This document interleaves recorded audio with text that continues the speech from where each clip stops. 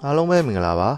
ရန်ကုန် Insight Channel ကပြန်လည်ကြိုဆိုလိုက်ပါတယ်ကျွန်တော်ဒီနေ့ပြပြပေးမယ့်အကြောင်းအရာလေးကတော့ကျွန်တော်တို့မှာ Facebook account ရှိအောင်နဲ့ကျွန်တော်တို့အရင် MyTech Instagram account ဒီအလွယ်တကူဖွင့်တဲ့အကြောင်းကိုကျွန်တော်ပြပြသွားမှာဖြစ်ပါတယ်ခင်ဗ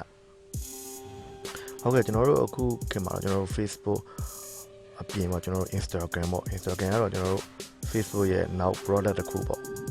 ့သူကလည်း social media ပါပဲသူရဲ့ထူးခြားချက်ကတော့သူကတော့ပုံတွေပဲတင်လို့ရပါတယ်ကျွန်တော်တို့ post တွေပါလေဟိုတင်လို့မရပါနဲ့ပုံတွေပဲတင်လို့ရပါတယ်ပြီးတော့သူ့ရှိမှာပုံတင်ကျွန်တော်တို့ Facebook မှာပုံတင်တာလည်းပို့ပြီးတော့ resolution တွေပိုကောင်းကြပါတယ်တော်တော်များများInstagram ကိုသုံးနေကြပြီဖြစ်ပါတယ်ခင်ဗျအမှကျွန်တော်တို့အရင်မိုက်တဲ့ပုံတွေတစ်ပုံအဓိကများသောအားဖြင့်သူအဓိကထားတော့တစ်ပုံ quality အရင်ကောင်းပါတယ်ဗျအဲ့ပုံမှာတင်ကျွန်တော်ကြည့်ရတာလည်းအရင်ကောင်းပါတယ်ဟုတ်ကဲ့ကျွန်တော်ဒီဗီဒီယိုလေးကတော့အဲ့လိုမျိုးကျွန်တော် Instagram account ကိုကျွန်တော်ဘယ်လိုမျိုးဖွင့်မလဲဆိုတာကိုကျွန်တော်အလွယ်ကူဆုံးဖွင့်တဲ့နည်းအကြောင်းကိုကျွန်တော်ပြပြသွားမှာဖြစ်ပါတယ်ဗျကျွန်တော်အားလုံးကတော့ကျွန်တော်ထင်ပါတယ်ကျွန်တော်အများစုကတော့ Facebook account ရှိပြီးထင်ပါတယ်အဲ့တော့ကျွန်တော် Facebook account ရှိရတယ်ကျွန်တော်မှာ10မိနစ်လောက်အတွင်းမှာကျွန်တော် Instagram account ကိုအလွယ်တကူဖွင့်ပြီးတော့ Instagram မှာအရင်လဲတဲ့ပုံတွေကိုကြည့်နိုင်ပါတယ်ခင်ဗျဟုတ်ကဲ့ဗျကျွန်တော်နည်းလမ်းလေးကိုစတင်ပြီးကြည့်လိုက်အောင်ခင်ဗ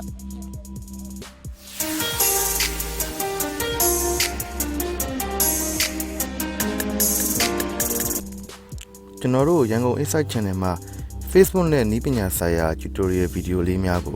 နေ့စဉ်တင်ဆက်ပေးနေတာကြောင့်အမြဲတမ်းကြည့်ရှုနိုင်ရန် channel လေးကို subscribe လုပ်ပေးထားကြပါဦးနော်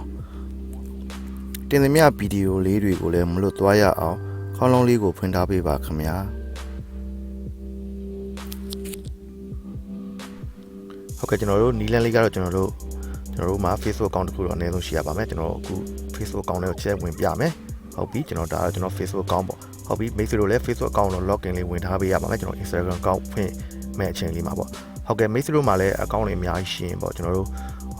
link ချိတ်ချင်တဲ့ Facebook account တော့ login လေးဝင်ပေးထားပါအကောင့်ပဲရှိရင်တော့အဲ့ဒီအကောင့်ကိုပဲကျွန်တော်တို့ login လေး Facebook application မှာဝင်ထားပါဟုတ်ပြီကျွန်တော်ဒီမှာကျွန်တော်တူနဲ့ဖွင့်ခြင်းနဲ့ကျွန်တော်ဝင်လိုက်ထားပြီးကျွန်တော် Facebook account ကိုဝင်ပြီးတော့ကျွန်တော်တို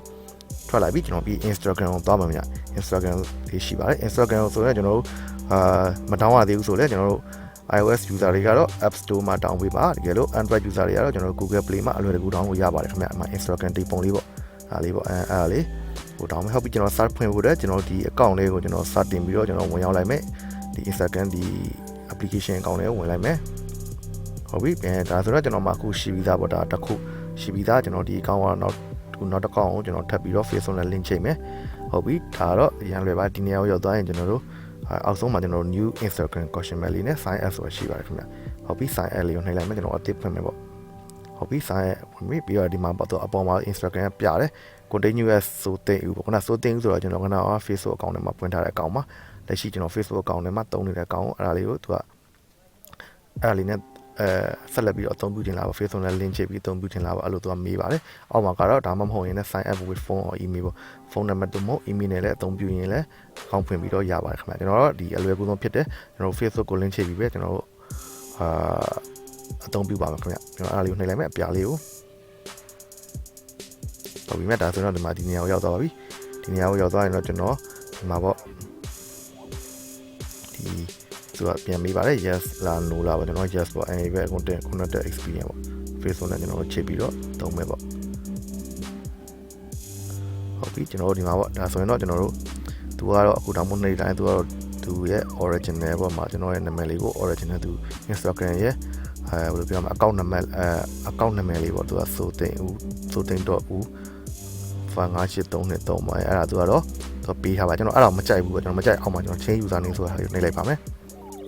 သူကကျွန်တော် Facebook နာမည်လေးနဲ့မတူတော့ကျွန်တော်သူကအဲ့လိုမျိုး Facebook နာမည်စင်တူလေးအဲ့လိုမရဘူးပဲနောက်မှနာမည်လေးထည့်ပေးရတယ်ကျွန်တော်နာမည်ဆိုသိန်းဦး account နာမည်က Facebook account ဆိုသိန်းဦးပေါ့ကျွန်တော်အဲ့လိုမျိုးတူနှိပ်လိုက်ပြီဆိုသိန်းတော့မရဘူးပဲ this user ဆိုသိန်း not available သူဒါကိုကျွန်တော်မရနိုင်ဘူးအဲ့တော့ကျွန်တော်တစ်ခုလေးထည့်ကျွန်တော်ဒေါ်လေးနှိပ်ထိတ်လိုက်မယ်ဒေါ်လေးနှိပ်လည်းမရသေးအဲ့နောက်မှကျွန်တော်1ထည့်လိုက်မယ်1ဆိုရင်တော့ကျွန်တော်ရသွားပြီမြတ်ဟုတ်ပြီဒီနောက်မှာ message ကို channel တဲ့နံပါတ်ပေါ့ထည့်ပါဒါမှမဟုတ်အဲ့လိုမှမဟုတ်ဘူးဆိုလဲဒီ available ဖြစ်တဲ့နာမည်လေးကိုရိုက်ရှာပြီးတော့ဒီမှာ update အမှန်ကြလေးပေါ့အဲ့လိုဖြစ်သွားရင်တော့ကျွန်တော်အသုံးပြုလို့ရပါတယ်ကျွန်တော်ဒါလေးကတော့အမှန်ကြလေးဖြစ်နေပြီကျွန်တော်ဒါလေးကိုကျွန်တော်သုံးလိုက်မယ်ကျွန်တော် next နှိပ်လိုက်မယ်ပြားလေးမှာ next နှိပ်လိုက်မယ်ဒါလေးကျွန်တော် okay ပြီပေါ့ so think u.1 ဆိုတာလေးပေါ့ဟုတ်ပြီဒါဆိုရင်တော့ကျွန်တော်အမှာskin နှိပ်လိုက်မယ်မြတ်ဒါလေး skin နှိပ်လိုက်မယ် ဟုတ်ပြီဒါကျွန်တော် follow လုပ်ချင်တော့ကျွန်တော်တို့ follow ဒီမှာတန်းပြီးလုပ်ရကျွန်တော်တို့အခုကတော့နီးလန်းပြမှာဖြစ်တဲ့အတွက်ကျွန်တော်skip ပဲလုပ်လိုက်မယ်ပြီးမှပြန်လုပ်မယ်လေဟုတ်ပြီဒါဆိုတော့ကျွန်တော် contact ထဲမှာလူတွေကိုလွယ်တကူချက်လို့ကျွန်တော်ဒါလေး skip လုပ်လိုက်မယ်ပြီးမှပြန်ရှာပေးပါဟုတ်ပြီဒါလေးကို skip လုပ်လိုက်မယ်ဟောဒီမှာပုံထည့်တာဗျပုံလေးလည်းတင်လို့ကြိုက်တဲ့ပုံတင်လို့ထည့်ပါကျွန်တော်ဒါလေးကို skip လုပ်လိုက်မယ်ဗျကျွန်တော်နောက်ဆုံးဒီကိုကျွန်တော်ပြချင်တယ်မဟုတ်ဘူးဗီဒီယိုရမ်းရှည်ပိုင်းတင်လို့လည်းကြည့်ရမှာပြင်းနေမှာဆိုလို့ပါကျွန်တော် skip နှိပ်လိုက်မယ်ဟုတ်ပြီဒါတော့ remember login အကြည့်ကျွန်တော်နောက်တစ်ခါဝင်တဲ့အခါမှာကျွန်တော်ဒါကိုပြန်ပြီးတော့ password ရိုက်ဆံမလို့ကျွန်တော် remember လေးနှိပ်လိုက်မယ်ဗျဆိုတော့နောက်တစ်ခါဝင်တဲ့အခါမှာကျွန်တော်တို့အရင်ကလည်းကူနေပါပြီဒါဆိုတော့ကျွန်တော်ဒါ account ရပါပြီဒီမှာသူကတော့ follow လုပ်ချင်တဲ့လူတွေကျွန်တော် recommend လေးပေးထားတယ်ပေါ့ food panda တို့ဘာတို့ပေါ့နာမည်ကြီးတဲ့လူတွေလေးမှာ Beyonce တို့ဘာတို့Selena Gomez ဆိုမှနာမည်ကြီးရဲ့ Instagram account တွေနဲ့ live follow လုပ်ထားလို့ရတယ်ခင်ဗျနိုင်ငံတကာနိုင်ငံကြီးတဲ့လူတွေသူတွေတက်ပုံတွေကိုကျွန်တော် next နှိပ်လိုက်မယ်ဗျဒါလေးကို next နှိပ်လိုက်မယ်ဒါဆိုကျွန်တော်ပြီးကန်နေပါပြီဗျဟုတ်ပြီဒါဆိုတော့ကျွန်တော် Instagram account ဖွင့်တဲ့နည်းလေးတော့ပြီးသွားပါပြီခင်ဗျကျွန်တော်ဒီနည်းလမ်းလေးကကျွန်တော် Instagram account အလွယ်ကူဆုံး Facebook account နဲ့ link ချိန်ပြီးတော့ဖွင့်တဲ့နည်းလေးဖြစ်ပါတယ်ခင်ဗျဟုတ်ပြီဒီနည်းလေးပတ်သက်ပြီးတော့သိချင်တာများအောင်လဲ comment box မှာရေးထားလို့ရပါတယ်ခင်ဗျကျွန်တော်ဗီဒီယိုလေးကိုကြည့်ပြီးအားလုံးပဲနှစ်သက်ကြမယ်လို့ကျွန်တော်ထင်ပါတယ်ခင်ဗျဗီဒီယိုလေးကိုကြည့်နေတဲ့ဆိုရင် like share နဲ့ subscribe လေးလုပ်ပေးထားရပါဦးခင်ဗျကျေးဇူးအများကြီးတင်ပါတယ်အားလုံးကျမ်းမာရှင်လန်းကြပါစေလို့ကျွန်တော်ဆုတောင်းပေးလိုက်ပါတယ်နောက်မှတွေ့ကြတာပေါ့